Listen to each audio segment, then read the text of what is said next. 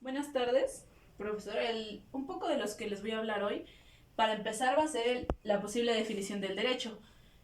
La posible definición del derecho, o más bien su definición como tal, es un tema que ha sido de gran debate para juristas, filósofos, ya que como tal la definición no es muy importante en el ámbito del fenómeno jurídico, ni de la ciencia ni de la filosofía.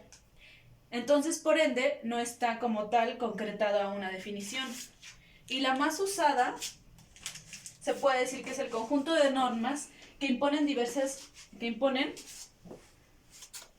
deberes y normas que confieren facultades que establecen las bases de la convivencia social y cuyo fin es dotar a todos los miembros de la sociedad de los mínimos de seguridad, igualdad, libertad y justicia.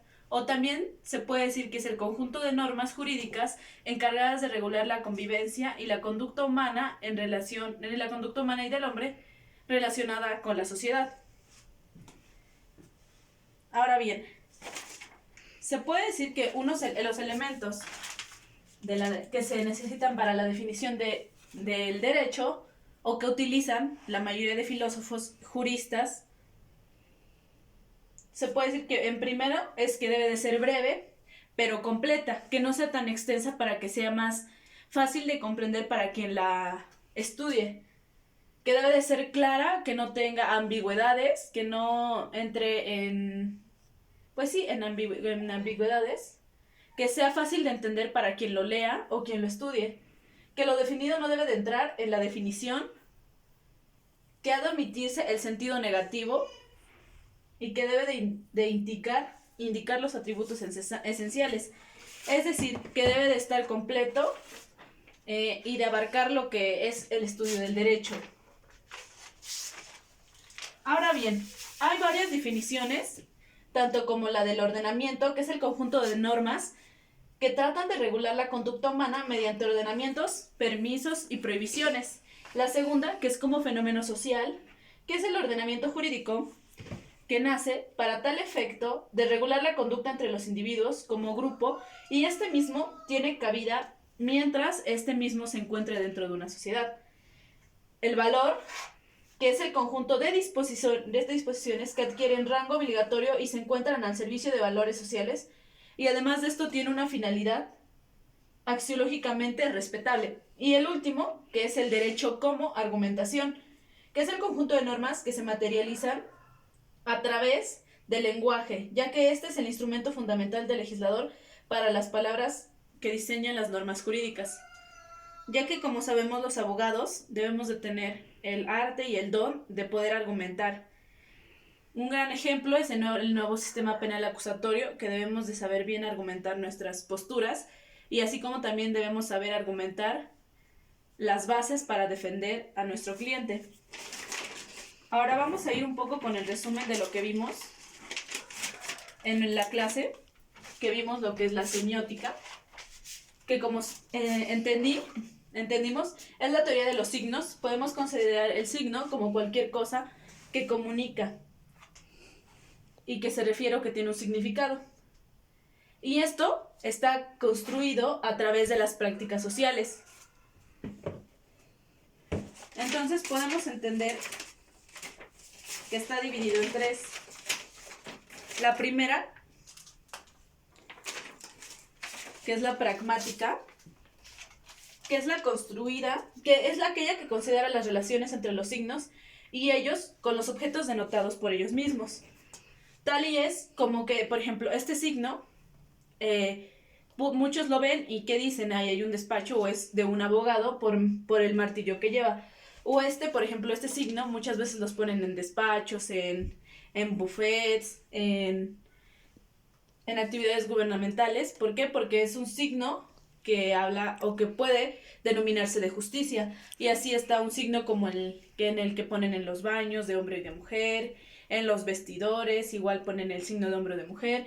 Están las señales de alto y ahí ponen eso, por ejemplo, cuando ponen una señal de no estacionarse, ponen la E y un signo donde lo invalidan, y es ahí la relación del signo con lo que se denota de ello o lo que quiere significarse. Y de ahí se derivan otras dos, que es la semántica y la sintaxis. La semántica, que es la que se ocupa de las relaciones entre los signos y los objetos denotados por ellos. Y la sintaxis, el estudio de las relaciones de los signos entre sí. Ahora bien, también vimos en clase las tres diferentes escuelas. La primera, que era la de Locke, Peirce y Morrisseau. Esto más que nada se basaba en partir de una teoría general de los signos y el cuyo fin, el fin que tenía era establecer una reflexión amplia sobre los hechos de la comunicación. Un ejemplo, del humo, como nos había puesto el ejemplo el profesor del humo, era que hay fuego. Así podemos decir un ejemplo de eso. También estaba la segunda escuela. Es que Bueno, hablando bien de las escuelas que se denominan de la semiótica, está uno de los principales exponentes de estas mismas, que es Tartu Moscú.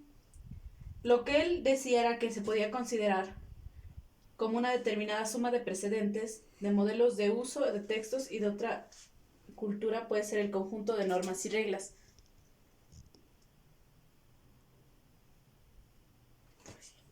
Ahora bien, la escuela de Peirce, que él se basaba más que se podía decir que en el elemento y el papel del concepto como tal, que era el concepto que cumplía centralmente el signo. Y también podríamos decir que él decía que el signo era la base elemental en la semiótica. Y también decía que el signo era cualquier objeto y que este mismo podría sustituir a cualquier otro objeto, ya que el signo no se deshace en componentes menores ni relevantes. Ya que, desde el punto de vista semiótico que él manejaba, era que los signos aislados simples podían formar un conjunto de signos más que nada complejados, enunciados que en su totalidad forman una lengua.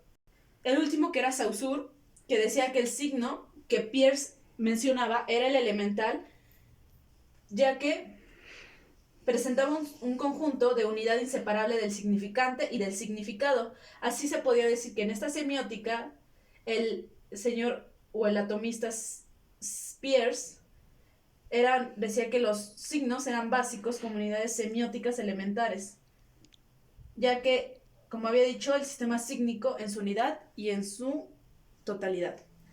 Ahora bien, vamos con el último tema, que es la última parte, que es sobre la ciencia jurídica por su conformación actual. Es una ciencia, una normativa y práctica. Bueno, según lo que yo entendí leyendo, se puede decir que el derecho realmente importante para la vida es el que realiza en la sentencia judicial. Por ende, ahí deben coincidir los tres aspectos fundamentales e integrados desde el hecho con una visión pragmática. Y también se puede decir que la ciencia jurídica, por su conformación actual, es una ciencia normativa y práctica.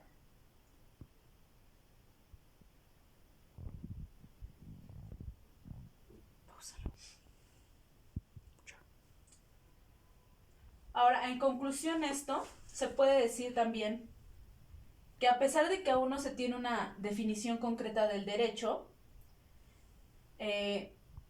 podemos enfocar que el derecho como tal, hay varios, tal como está como ciencia, que el derecho como ciencia se puede tomar como el sistema jurídico, que es un estudio ordenado y coherente de los preceptos jurídicos que se hallan en vigor en lugar y tiempos determinados.